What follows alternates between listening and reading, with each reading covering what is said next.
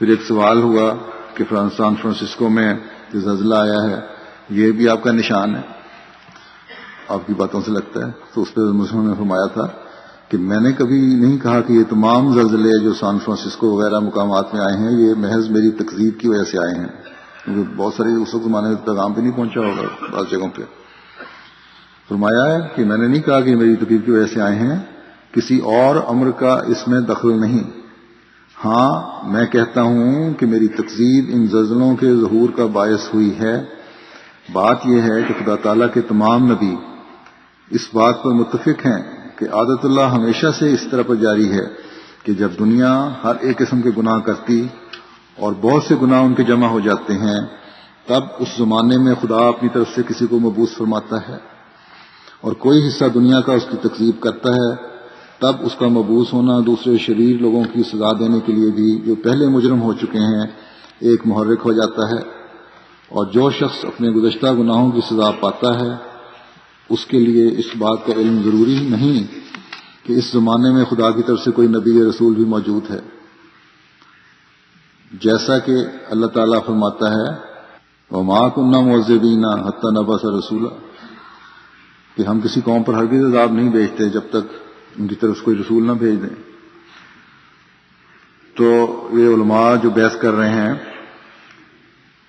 ایک حصے کو تو تسلیم کر رہے ہیں، اللہ تعالیٰ کی دلیل تو دے رہے ہیں قرآن اور حدیث سے بڑی اچھی، لیکن جو اگلی بات ہے قرآن کریم کی اس کو ماننے کو تیار نہیں، کیونکہ وہاں ان کی روٹی پہ اثر پڑتا ہے۔ تو فرمایا کہ پس اس سے زیادہ میرا مطلب نہ تھا کہ ان زلزلوں کا موجب میری تکذیب ہو سکتی ہے، یہی قدیم سے سنت اللہ ہے جس سے کسی کو انکار نہیں ہو سکتا۔ سان فرانسسکو وغیرہ مقامات کے رہنے والے جو زلزلے اور دوسری آفات سے ہلاک ہو گئے ہیں، اگرچہ اصل سبب ان پر عذاب نازل ہونے کا ان کے گزشتہ گناہ تھے، مگر یہ زلزلے ان کو ہلاک کرنے والے میری سچائی کا ایک نشان تھے، کیونکہ قدیم سنت اللہ کے موافق شریر لوگ کسی رسول کے آنے کے وقت ہلاک کیے جاتے ہیں، اور نیز اس وجہ سے کہ میں نے ابراہیم احمدیہ اور بہت سی کتابوں میں یہ خبر دی تھی کہ میرے زمانے میں دنیا میں بہت سے غیر معمولی زلزلے آئیں گے، اور وہ اعداد جو میں نے دیے ہیں اس سے ثابت ہو گیا، اور دوسری آفات بھی آئیں گی اور ایک دنیا ان سے ہلاک ہو جائے گی۔ بس اس میں کیا شک ہے کہ میری پیشگوئیوں کے بعد دنیا میں زلزلوں اور دوسری آفات کا سلسلہ شروع ہو جانا میری سچائی کے لیے ایک نشان ہے۔ یاد رہے کہ خدا کے رسول کی خواہ کسی حصہ زمین میں تقریب ہو، مگر اس تقریب کے وقت دوسرے مجرم بھی پکڑے جاتے ہیں جو اور ملکوں کے رہنے والے ہیں جن کو اس رسول کی خبر بھی نہیں۔ تو اب تو خبر بھی دنیا میں ہر جگہ پہنچ چکی ہے، جیسا کہ نوح کے وقت میں ہوا کہ ایک قوم کی تقریب سے ایک دنیا پر عذاب آیا، بلکہ پرند چرند وغیرہ بھی اس عذاب سے باہر نہ رہے۔ غرض عادت اللہ اسی طرح پر جاری ہے کہ جب کسی صادق کی حد سے زیادہ تقریب کی جائے یا اس کو ستایا جائے تو دنیا میں طرح طرح کی بلائیں آتی ہیں۔ خدا تعالیٰ کی تمام کتابیں یہی بیان فرماتی ہیں اور قرآن شریف بھی یہی فرماتا ہے۔ خلاصہ کلام یہ کہ سنت اللہ اسی طرح پہ جاری ہے کہ جب کوئی خدا کی طرف سے آتا ہے اور اس کی تکذیب کی جاتی ہے تو طرح طرح کی آفتیں آسمان سے نازل ہوتی ہیں، جن میں اکثر ایسے لوگ پکڑے جاتے ہیں جن کا اس تکذیب سے کچھ تعلق نہیں۔ پھر رفتہ رفتہ ائمۃ الکفر پکڑے جاتے ہیں، اور سب سے آخر بڑے شریروں کا وقت آتا ہے، اس لیے باہر کوئی نہیں رہے گا۔ فرمایا کہ اسی کی طرف اللہ تعالیٰ نے اس آیت میں اشارہ فرماتا ہے انا ناتی الارض ننقصها من اطرافها، یعنی ہم آہستہ آہستہ زمین کی طرف آتے جاتے ہیں۔ اس میرے بیان میں ان بعض نادانوں کے اعتراضات کا جواب آ گیا ہے جو کہتے ہیں کہ تکفیر تو مولویوں نے کی تھی اور غریب آدمی طاعون سے مارے گئے، اور کانگڑے اور بھاگسو کے پہاڑ کے سدھا آدمی زلزلے سے ہلاک ہو گئے، ان کا کیا قصور تھا؟ انہوں نے کون سی تکذیب کی تھی؟ سو یاد رہے کہ جب خدا کے کسی مرسل کی تکذیب کی جاتی ہے، خواہ وہ تکذیب کوئی خاص قوم کرے یا کسی خاص حصہ زمین میں ہو، مگر خدا تعالیٰ کی غیرت عام عذاب نازل کرتی ہے، اور آسمان سے عام طور پر بلائیں نازل ہوتی ہیں، اور اکثر ایسا ہوتا ہے کہ اصل شریر پیچھے سے پکڑے جاتے ہیں جو اصل مبدأ فساد ہوتے ہیں، جیسا کہ ان قہری نشانوں سے جو موسیٰ نے فرعون کے سامنے دکھلائے، فرعون کا کچھ نقصان نہ ہوا، صرف غریب مارے گئے، یعنی وہ 9 نشان تھے موسیٰ علیہ السلام کے، دوائیاں جو آتی تھیں، لیکن آخرکار خدا نے فرعون کو ماں اس کے لشکر کے غرق کر دیا۔ یہ سنت اللہ ہے جس سے کوئی واقف کار انکار نہیں کر سکتا۔ بس یہ جو علماء کہتے ہیں کہ عذاب تو ہے لیکن مسیح کی آمد سے کا تعلق نہیں، جیسے میں نے پہلے کہا، قرآن کریم تو ان کی بات کو رد کرتا ہے۔ قوم سوال کرے گی کہ اللہ تعالیٰ سے کہ بگڑنے کی پیشگوئیاں تو پوری ہو گئیں اور ہم انتظار میں رہے کہ مسیح و مہدی آئیں، وہ پیشگوئی پوری نہیں ہوئی، اور ہمارے علماء بھی انتظار کرواتے رہے، اور بغیر اس کو مسیح و مہدی کے بھیجے تو نے ہم پر عذاب بھیج دیا۔ تو اس طرح کوئی نہیں سوچتا، یہ بھی تو سوال اٹھنا چاہیے۔ بس قوم کے لیے بھی سوچنے کا مقام ہے، اور اگر علماء کی نیت نیک ہے تو ان کے لیے بھی سوچنے کا مقام ہے۔ بس اب چاہے مسلمان ممالک ہوں یا ایشیا کا کوئی ملک ہو یا افریقہ ہو یا جزائر ہوں یا یورپ ہے یا امریکہ ہے، حضرت مسیح موعود علیہ السلام کے دعوے کے بعد اگر اپنی حالتوں کو نہیں بدلیں گے تو کوئی بھی محفوظ نہیں ہے۔ اور حضرت مسیح موعود علیہ السلام اس بارے میں فرما چکے ہیں کہ اے یورپ تو بھی امن میں نہیں، اور اے ایشیا تو بھی محفوظ نہیں، اور اے جزائر کے رہنے والوں کوئی مصنوعی خدا تمہاری مدد نہیں کرے گا۔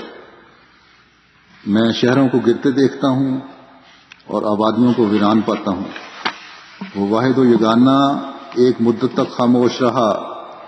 اور اس کی آنکھوں کے سامنے مکروہ کام کیے گئے اور وہ چپ رہا، مگر اب وہ ہیبت کے ساتھ اپنا چہرہ دکھلائے گا۔ جس کے کان سننے کے ہوں سنیں کہ وہ وقت دور نہیں۔ پس جہاں یہ دنیا کے لیے انذار ہے، ہمارے لیے فکر کا مقام ہے کہ اپنے دلوں کو پاک کریں، ہم بھی کہیں ان لوگوں میں شامل نہ ہو جائیں اور ان لوگوں میں شامل ہو کر خدا کے حضور حاضر نہ ہوں جن کے دامن پر کسی بھی قسم کا داغ ہو۔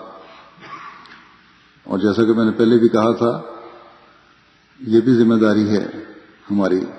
کہ خدا کے پیغام کو لوگوں تک پہنچائیں، مگر اب بھی ہم نے ہر ایک تک پیغام پہنچانے کی کوشش نہ کی تو علماء تو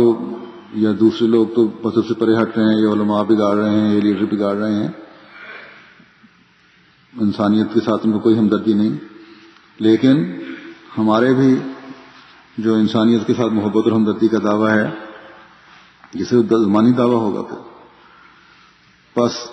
دنیا کے ہر کونے میں ہر احمدی کو، ہر شخص تک، ہر بگڑے ہوئے تک یہ پیغام پہنچانا چاہیے کہ اپنے پیدا کرنے والے خدا کے آگے جھکے اور اس کے حکموں پر عمل کرے۔ اللہ سب کو اس کی توفیق دے۔ ایک اقتباس انسان کا ایک اور پڑھتا ہوں، حضرت مسیح موعود علیہ السلام کا۔ آپ کہتے ہیں کہ اخبار میں چھاپ دو اور سب کو اطلاع کر دو کہ یہ دن خدا تعالیٰ کے غضب کے دن ہیں۔ اللہ تعالیٰ نے کئی بار مجھے بذریعہ وحی فرمایا ہے کہ غضب تو غضباً شدیدہ۔ آج کل تعاون بہت بڑھتا جاتا ہے اور چاروں طرف آگ لگی ہوئی ہے۔ میں اپنی جماعت کے واسطے خدا تعالیٰ سے بہت دعا کرتا ہوں کہ وہ اس کو بچائے رکھے، مگر قرآن شریف سے یہ ثابت ہے کہ جب قہر الہی نازل ہوتا ہے تو بدوں کے ساتھ نیک بھی لپیٹے جاتے ہیں، اور پھر ان کا حشر اپنے اپنے اعمال کے مطابق ہوگا۔ دیکھو حضرت نوح کا طوفان سب پر پڑا،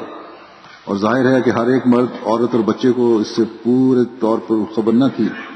کہ نوح کا دعویٰ اور ان کے دلائل کیا ہیں۔ جہاد میں فتوحات ہوئیں، وہ سب اسلام کی صداقت کے واسطے نشان تھیں، لیکن ہر ایک میں کفار کے ساتھ مسلمان بھی مارے گئے۔ کافر جہنم کو گیا اور مسلمان شہید کہلایا۔ ایسا ہی تعاون ہماری صداقت کے واسطے ایک نشان ہے،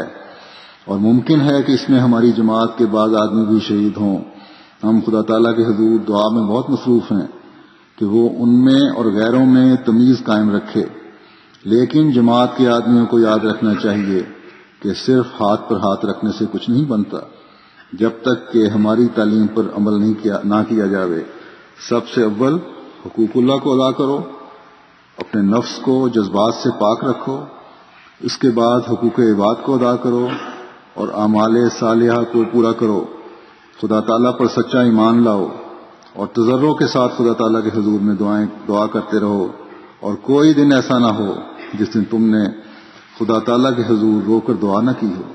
اس کے بعد اسباب ظاہری کی رعایت رکھو۔ اللہ کرے کہ حضرت مسیح موعود علیہ الصلوۃ والسلام کی دعاؤں سے حصہ پاتے ہوئے آپ کی دعاؤں کے طفیل ہم بھی اور ہماری آئندہ نسلوں میں بھی وہ تمیز قائم رہے، جس سے ہمارے اور غیر میں فرق ظاہر ہوتا رہے۔